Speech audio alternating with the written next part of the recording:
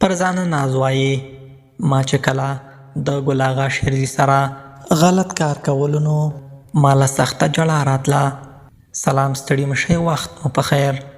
پام مو راګرځوم د افغان میډیا یوټیوب چینل څخه د نن ورځې د تازه او مهمې ویډیو ته.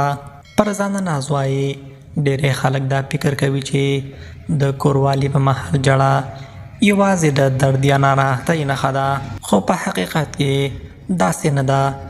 ځینې ښځې د کوروالي په جریان کې د ژورو احساساتو او مینې له امله پخپله د اوښکو سیلاب ویني.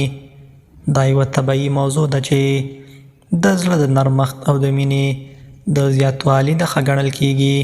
پر ځان ناز وایي زما خاوند اوس فکر کوي چې د هغې جنسي غړی ډېر غټ دی او له همدې امله زه ژاړم، خو په حقیقت کې داسې نه ده.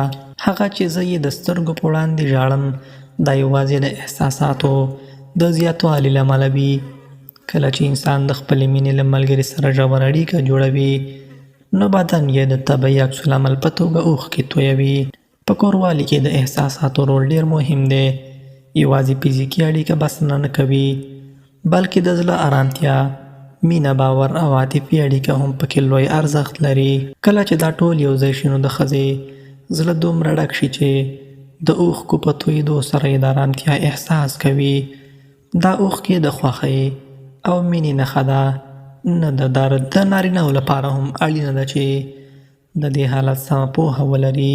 که چیرې ښځه د کوروالي په مهال ژاړي نو باید دا منفي ونه ګڼي، پر ځای یې باید پوهه شي چې دا ژړا د دوی د اړیکې د ژورتیا څرګندونه ده. که خاوند په ارام زړه دا ومني نو دواړه به لا نږدې شي او مینه به یې لا پیاوړې شي. په پای کې باید وویل شي چې د کوروالي پر مهال ژړا یو طبیعي او عاطفي نښه ده.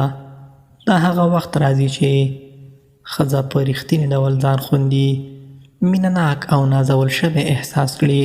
دا حالات نه یوازې د اړیکې ښکلا زیاتوي بلکې د مینې د تلپاتې کولو لپاره هم یو مهم راز دی.